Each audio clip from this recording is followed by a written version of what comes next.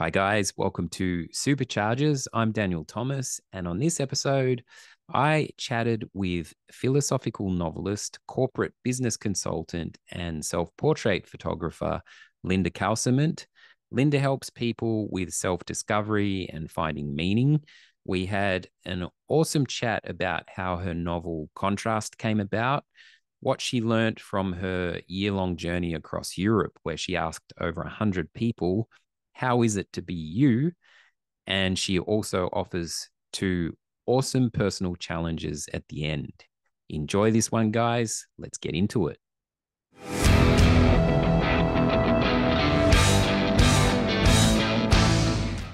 Reading about you is pretty cool because contrast seems to be a theme in your life, and you've written a book about it.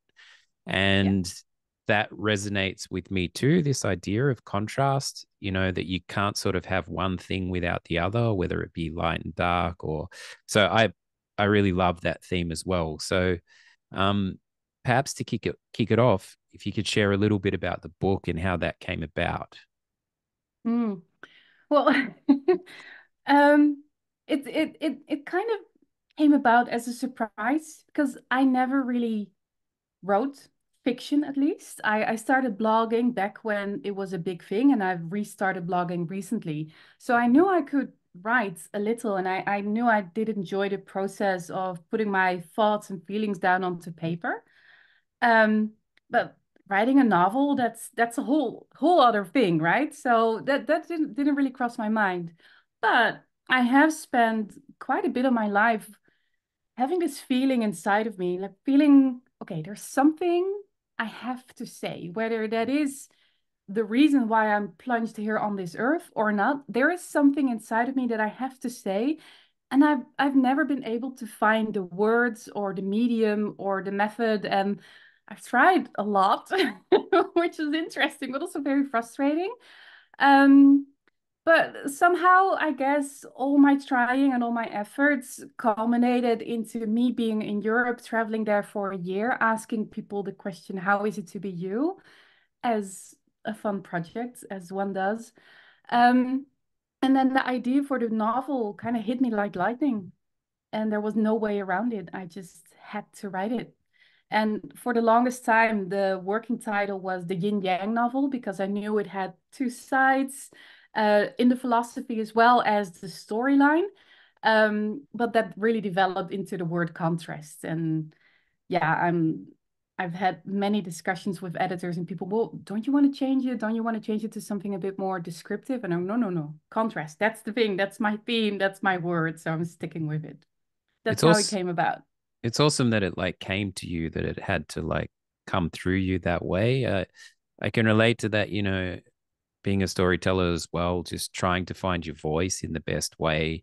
And I also understand the frustration you mentioned of what is the best way for me to say this thing that I have to say. Like I know it's there, but I don't know how to express it. So it's really awesome. So there's a couple of things there.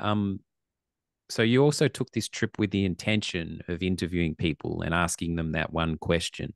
So did you find people randomly? Was it people you just met, or did you approach them? And did you just hit them with that, how is it to be you question straight away? Well, that in itself was a process. So I started, the question as well came to me. Not a lot of stuff comes to me, but these things, the big important things in my life, they do come to me.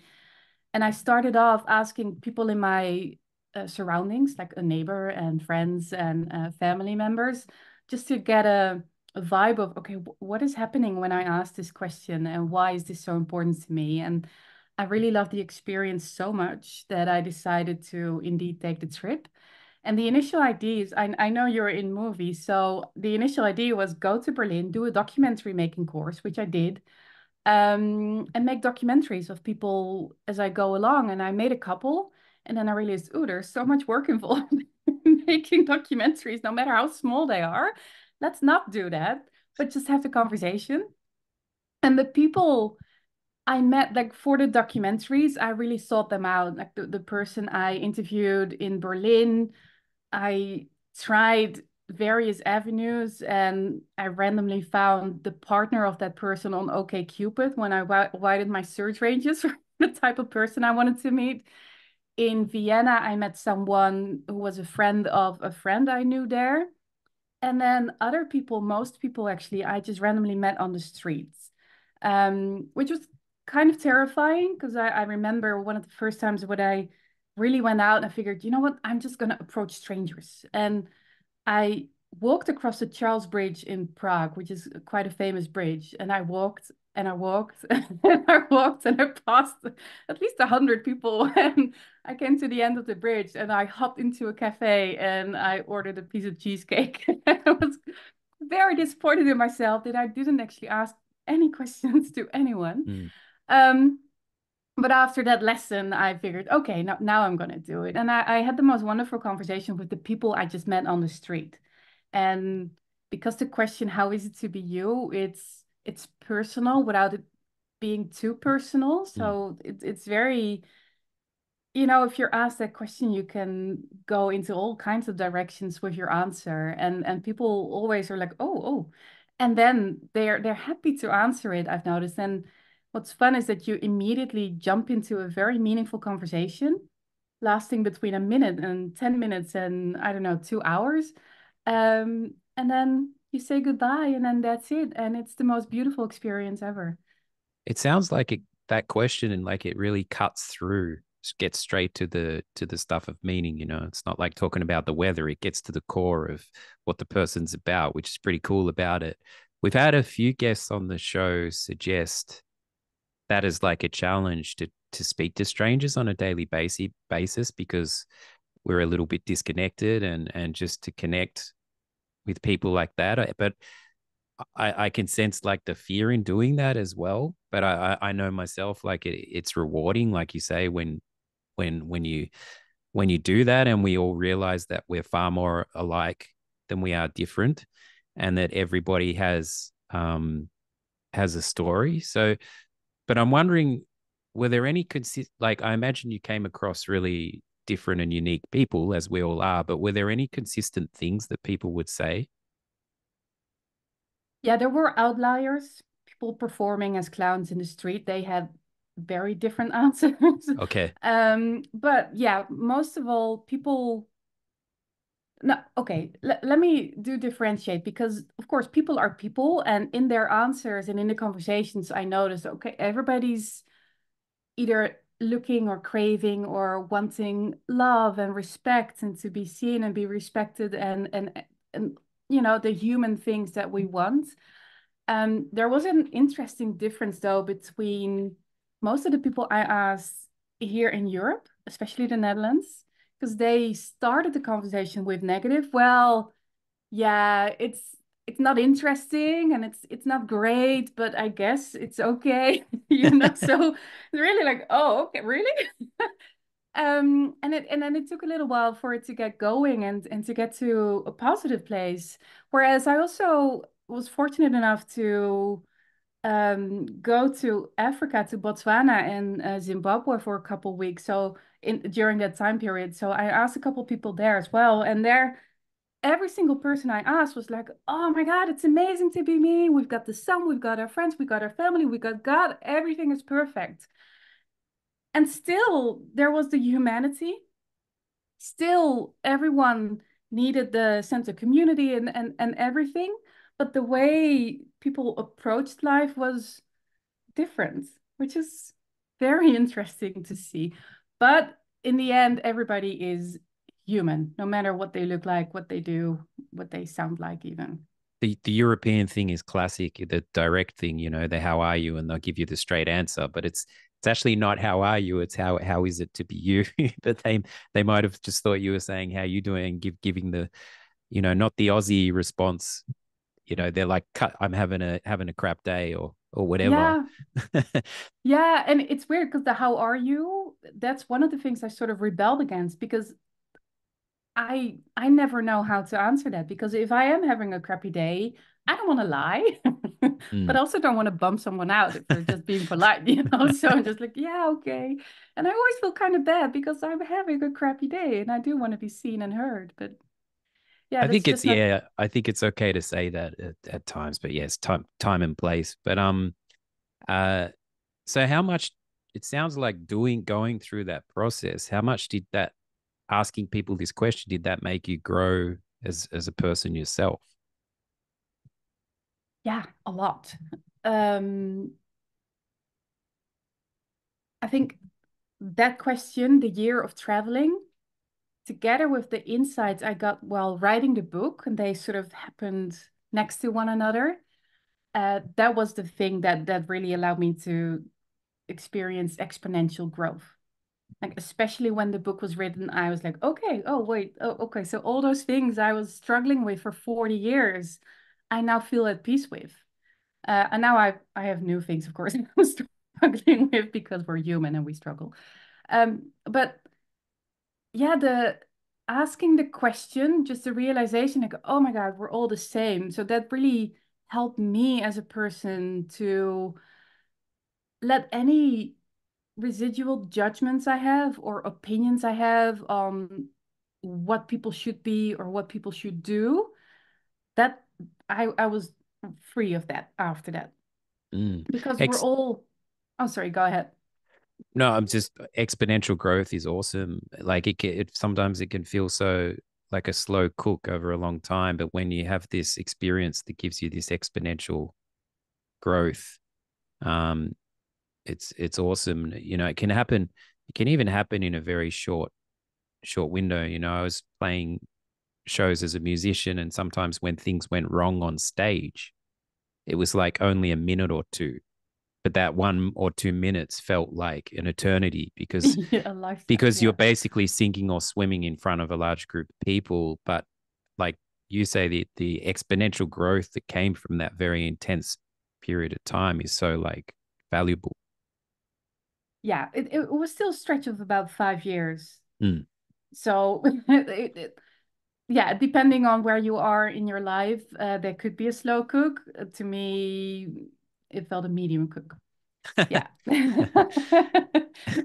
So and that all fed into the story, into the book. So essentially, what in short, what is the book is fiction? Is it also Yes. based on your own? It's obviously based on your own experiences. What's a sort of short There, description of the story?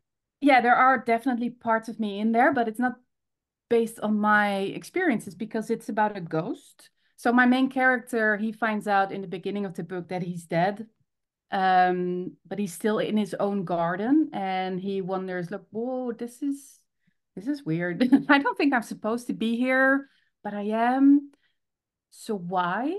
And where else should I be? And then if I should be elsewhere, how do I get there? Because there's nothing around that's that seems to want to help me. So what do I do? And then the book is really about his process of going inward, reflecting on his life, reflecting on all the things that he's been ignoring, been denying, not feeling, not processing, all the things again that we humans do. And he has to go through it.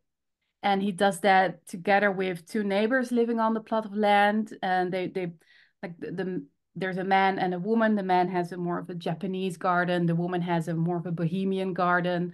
So it's if you would look at it from above, it looks like a yin yang symbol to really hone into the concept of contrasts. And they go through it together. And of course, the ghost has indeed elsewhere to go at the ending of the book, though I leave it in the middle where that is, what that is. But the humans as well, they go through their own process and they're very human and messy and awkward processes here on Earth and in this garden. And yeah. That's it's very cool. Yeah, this theme of contrast, I just love it. Like when there's real contrast in things, you know, like had a lot of contrast in even circumstances, like being in two very different circumstances on the same day, and they're so close to each other, but they're so different. It's almost a spin out, you know. Yeah. Um, this idea of like contrast within and contrast externally. Is that something that you were always interested in?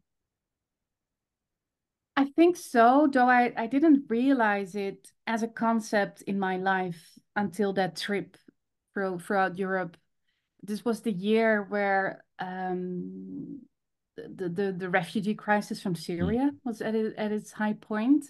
So all throughout my trip, I met refugees, either in Berlin already living there, or like on the road, people actually walking past, or I stayed on Lesbos for quite a while where people were in camps and they had just so yeah, the boats would come in from Turkey, but they had just stopped that. So I didn't actually see the active refugees coming on shore, but there was still a lot around. Plus, the island was suffering from it all. So there was that, and there was quite a bit of terrorist action as well in Europe, which we are not used to.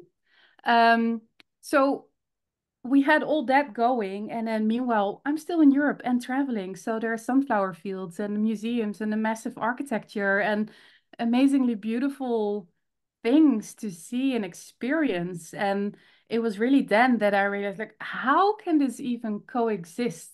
How can I at one point just indeed sit in my cafe and eat my cheesecake and read a book and just be, ultimately happy, because that is a comfort zone of mine. And meanwhile, there are people across the street living in a tent, basically. How is this possible? How can this be? And I just couldn't grasp it logically mm. and emotionally. And it really hit me how often this is true in life. And yeah, I really had to express it. It puts things in perspective, hearing refugee stories. And, we had a lot of refugees here in Germany during that time. Yeah, And I was hearing the things that were going on politically, but I have refugee friends firsthand and seeing how much life they were bringing to the community, even though they were in crisis. And, they had to camp out at the central station and all this stuff. But yeah, like you say, it really puts things in perspective. It makes your own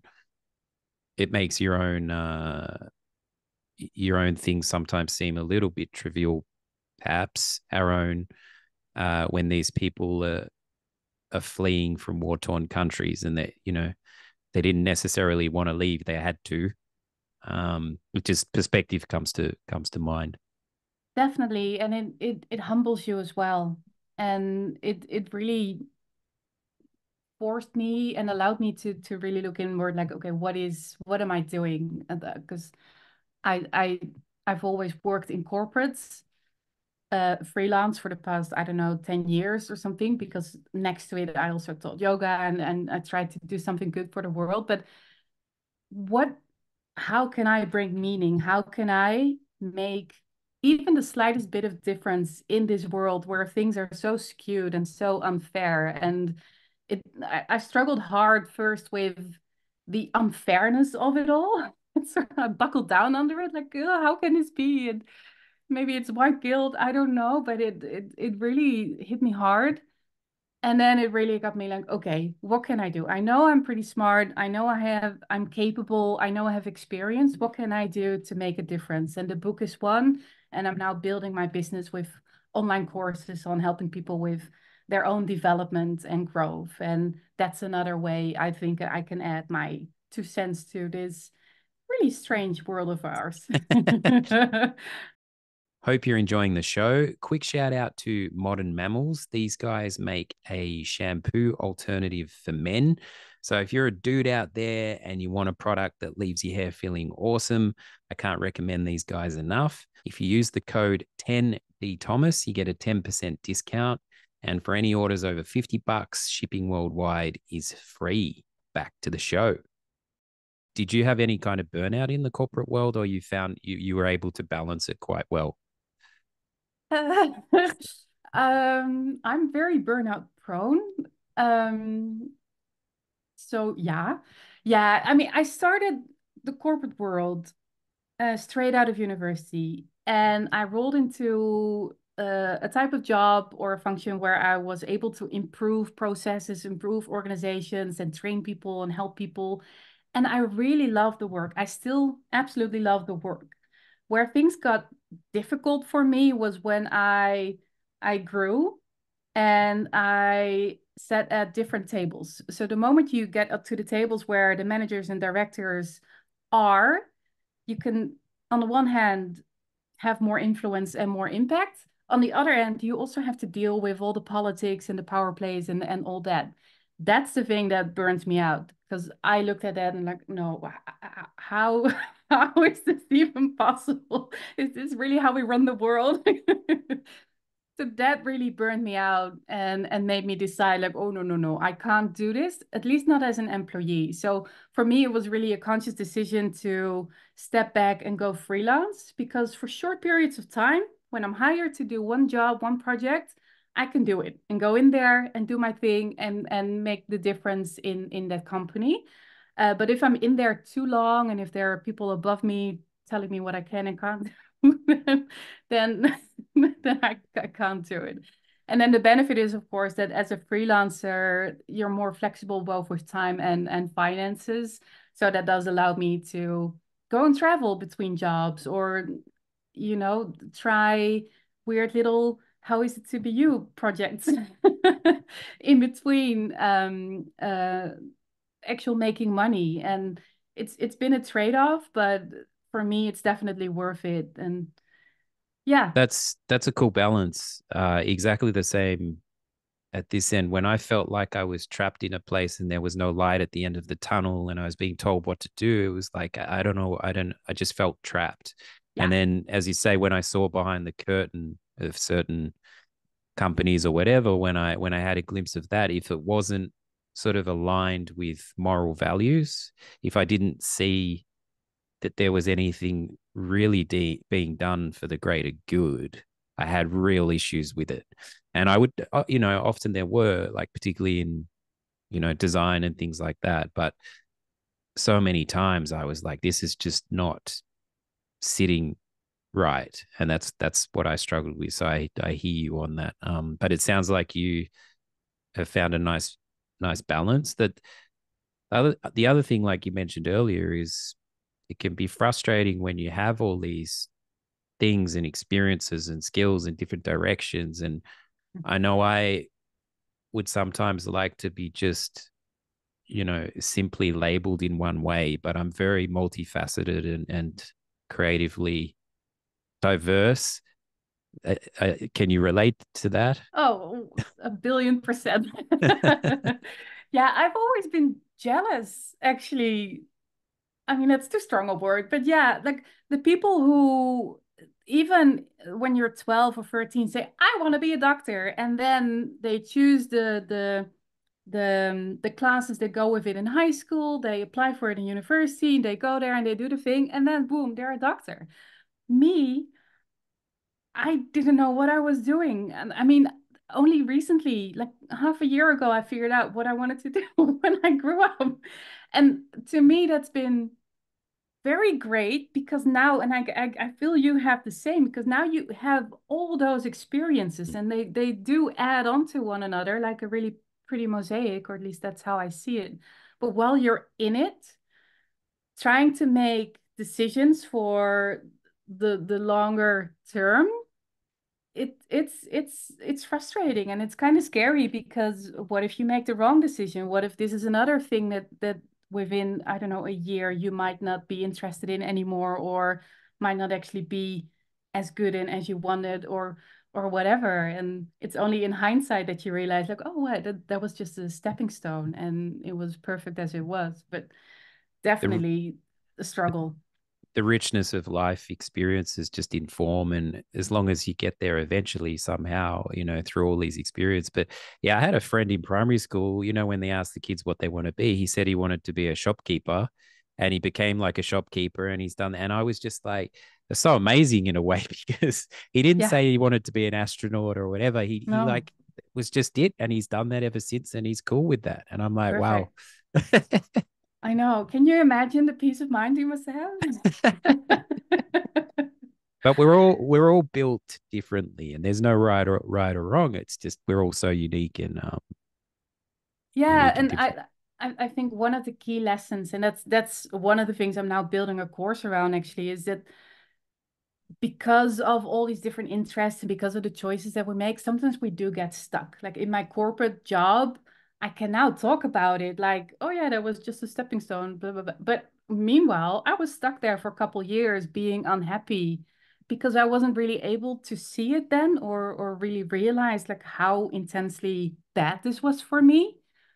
Um, Let alone step out of it because this was what I had studied for. So I had to get unstuck first and then Mm. figure out the rest of my life. And it was very scary. It's like stepping off a cliff. And yeah, I also feel that I know that that's why I'm stronger, is because I've now had to do that a couple of times because of this diversification in life. I've had to realize, like, oh no, this is not aligned with me and my values. Let me do something else. Let me say no to this and then say yes to something else and then move on. And I do feel that that's a powerful skill to have and something I'm very proud of. But it has been quite a difficult one to learn, to be honest. I find sometimes the no's are sort of almost important, more important than the yeses, because the Definitely. no's, there's a certain amount of discomfort that can come with, like, yeses can be easy, right? But the no's are so important. Absolutely. Yeah. There's, and you probably have a couple of them in your life where you had to really like hardcore from your soul say no to something or someone. And I remember several of them, relationships or colleagues or businesses. And every single time there was a long lead up and a lot of Mm. frustration and crying and sort of panic and shoulders that didn't move and tearful conversations with friends like, oh my God, what am I going to do? And then all of a sudden this no boils up from the pit of your stomach and you say it and you do it, even if you're not sure what to do next. And it's the most free I've ever felt. And yeah, it's definitely way more powerful than a yes. It's liberating, especially when you Yes. when you're caught in the you caught it sort of caught in the storm, and but then that no, it's just like the Ugh, relief yeah. speaks. It's a decision. Mm. It's a very clear decision you make for yourself, and it's the most intense boundary you can hold.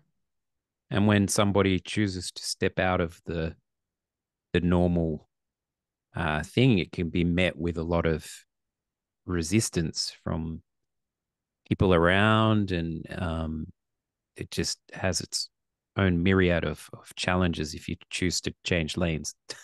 Yeah, and I'm guessing you have that experience as Many, well. many times, but many Yeah. times. But I was going to say before, in terms of you traveling, there's something about like actually physically changing space or countries that makes you, I had to do it for myself, like physically leaving Australia.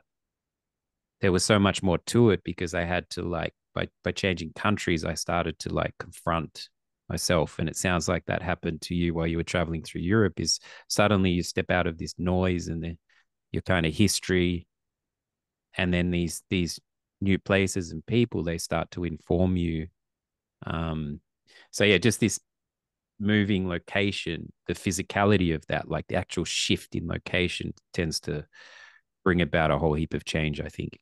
I agree. I've always loved traveling. I think I was 20 when I first bought a backpack and then packed it and went on my way to Southeast Asia, to Thailand and Cambodia for a couple months. And I've been to, I don't know, at least 46 countries since. There's, I mean, there's the adventure and there's the fun and there's the food and the jungle and all the fun things. But yeah, you're right. I travel on my own, which has its own Mm. unique experience to it, of course. And indeed, you're in a new situation. You don't speak the language. You don't know what's happening. You don't even know where you are.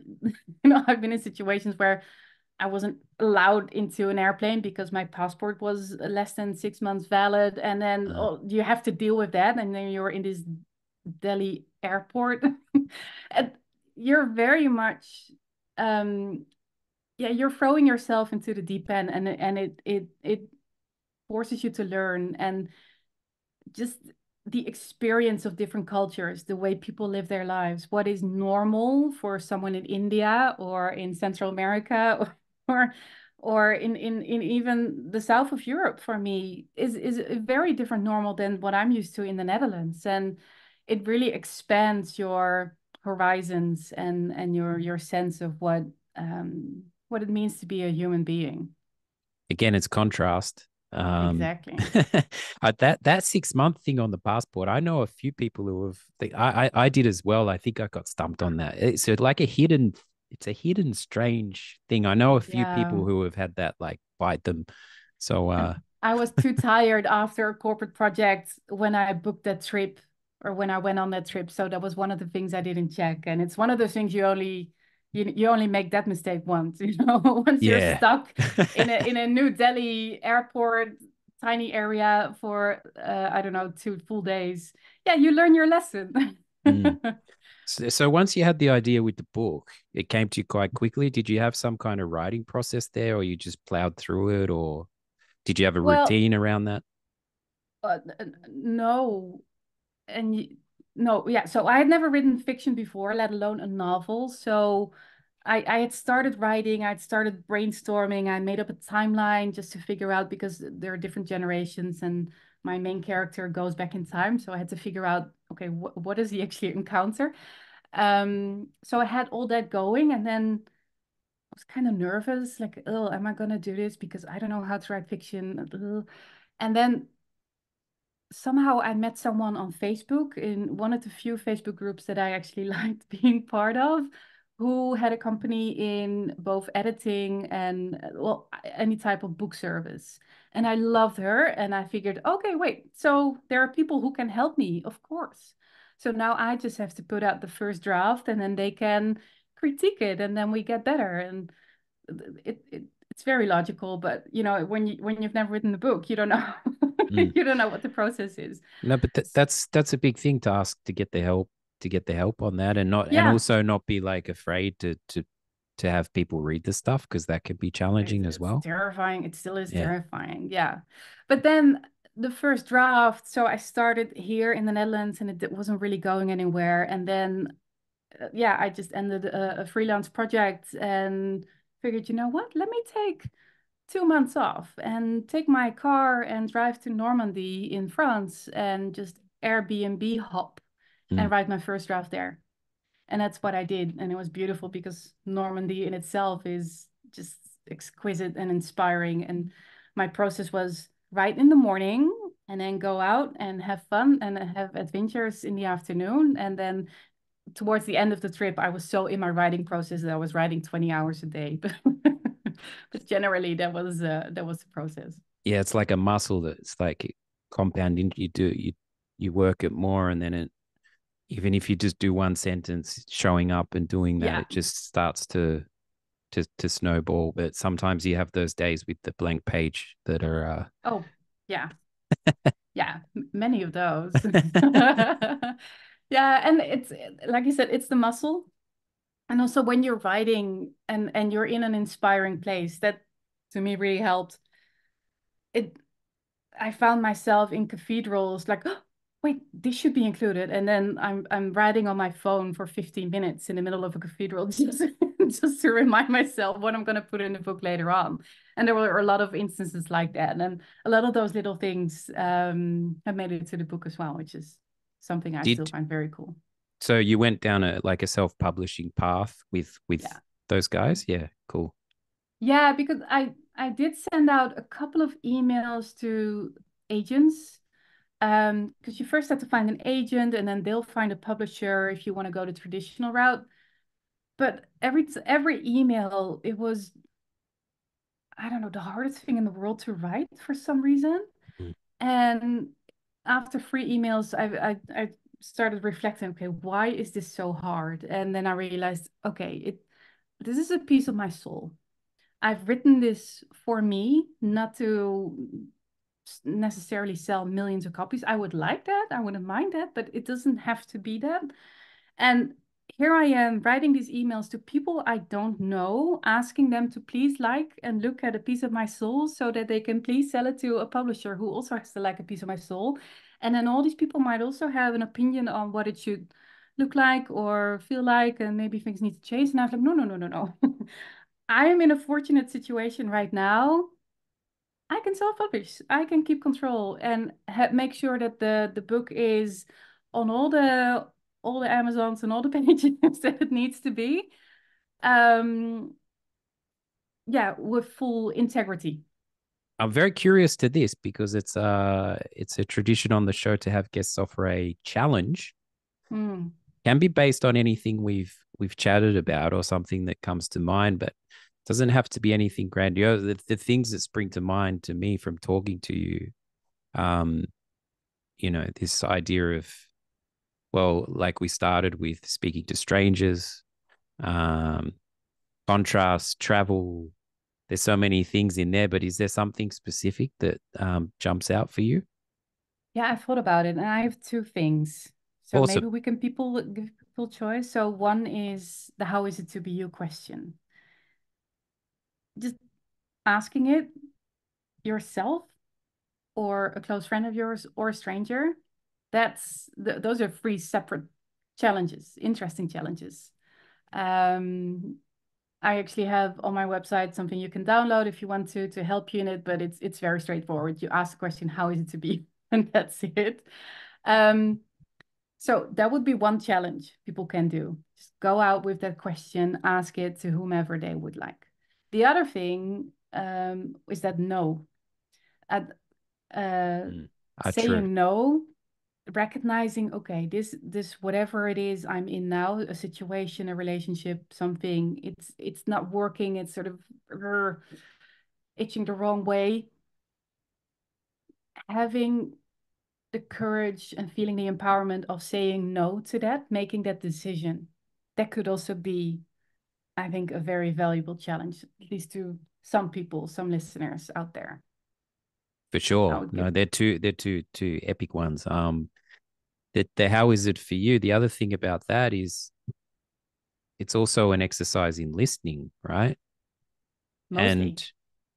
And like we just, I think in schools we're not really listening is a muscle as well, and the importance of just listening to others and not filling the room with our own kind of noise is such an important thing. And also, like you said, the without judgment, because everybody has a story, and you could just judge someone on face value. But if you by asking that question, you realize there's a lot more there. Yeah, and there's no right or wrong. I experienced going into this that I had certain expectations of how somebody would answer this question, especially if I knew them. I would hope or think they would go way more in depth and be more meaningful in their replies. And then I would sit there sort of feeling antsy, like, okay, why are you staying on the surface? And then I realized, oh wait, this is a me problem. This is not a them problem. And it is a lesson in learning and um not judging, definitely, because however it is to be another person is however it is to be another person, and that's fine and beautiful as it is. Mm. Where can people find you and the book? Okay, so my website is lindacoussement.com. I'm sure you have my name written out somewhere because it's always a struggle for people. So my website is one of the places I hang out at. My Instagram is another, which is linda.coussement. And of course, you can also find that on my website. And then the book is available everywhere online, including Amazon and uh, yeah, basically all the places where you can buy books online. Do you have an inkling now to write more? Oh, yeah, more than inklings. It's hard having a creative brain, isn't it? Because It there is. are a billion things that I want Yeah. to do. So right now I'm working on an online course, and now that I'm working on it, I can already see a nonfiction book taking shape, basically. And I've got one third of a novel written down that needs time to marinate, but I'm already working on that. And then I've got ideas for at least five short stories that I want to put out somewhere. And I've got three other online courses that I want to make. It's a lot, but yeah, definitely. It's awesome to have no shortage of ideas. I get it as well. Do you jump around from them? Because that frustrates me that I jump around. I've now figured things out a little bit more. So currently I'm working full time on creating the online course, and that has to be my main thing. That's the core of what I have to offer. And I'm letting everything fall aside right now. But because my creative brain needs something else sometimes, I also do self-portrait photography. We didn't really talk about it, Mm. but I also do that. So once every couple weeks, I just have a session of photography, or I go into town or go to the beach to photograph. So at least I have another creative expression of what I have to say. And I'm really forcing myself now, okay, finish the course first, put it online, make sure that you get people in and that they're happy, and then start whatever else is next. And I'm not sure then what would be the logical next step. I guess that depends as well on my clients and what they need. That's the thing, though. It is about creative stimulation. It's not like it's one thing feeds the other, and just whatever way we're built, it's like being stuck in one place on one thing doesn't necessarily feed that creative uh the creative juices. No, things need to keep moving. And I've now realized that enough about myself to know that. So I do know, like, okay, I feel like I'm stuck. Okay, let's go out into town with my camera or write something else, or I don't know, rearrange something in my living room just to move things around. I guess Yeah, I guess the photography is another window into the soul, right? Or of something, or it's another exploration into something. yeah, to me it's like when I photograph beaches and cities and things, that's really about what are the different ways you can observe. I'm as a person much more an observer than a participant, and I love it. So how differently can you observe something that we've all seen a billion times, like a beach? So that's interesting. And then the self-portraits are, of course, a whole extra dimension on that, because I've never really enjoyed how I look in photos. Um, and I was kind of forced to have an offer photo for my book. Mm. And I did a really interesting and cool shoot with a photographer, but none of the photos really worked for me for the cover. And I figured, you know what? I'm crafty. Maybe I can do this myself. And so I started photographing myself for the cover of my book. And I figured, oh, this is actually kind of fun. This is interesting. And then it became an obsession. And now it's this artistic, impressionistic expression of who I am, and sort of forces me to be in front of a camera where I'm not comfortable, but still create something out of it that I'm really proud of and I really just enjoy watching. And I mean, most photographs barely look like me, so that's another interesting thing. So it's an outlet, but it's also a way of showing myself to the world, and the many faces that I have and that I know everybody else has as well. Like we're all entire universes in our own with that. That's very cool, especially in our kind of Instagram age of perfect photos, and um, you know, that's a really cool thing to do. Like that's the throw yourself into that. Yeah, it's fun. And yeah, I would never do the typical Instagram model pose. I wouldn't even know how to. Yeah, it's just often people presenting, not like you just said, the sides of ourselves, but that's not actually what's going on. It's quite brave to explore the other aspects of it. Yeah, including, ugliness or things you're not proud of, or just plain weirdness. Mm. And we all carry that within ourselves. Why not Embrace show it? it. Embrace Yeah, it. yeah, Well, definitely. Linda, I really appreciate your time, and thank you for your honesty. And it's so cool that you've had all these different experiences, and that they all inform each other and the book. So thank you so much. Thank you so much for having me. It was a lot of fun. Thank you. Thanks for tuning in. If you have a guest suggestion, please reach out on my website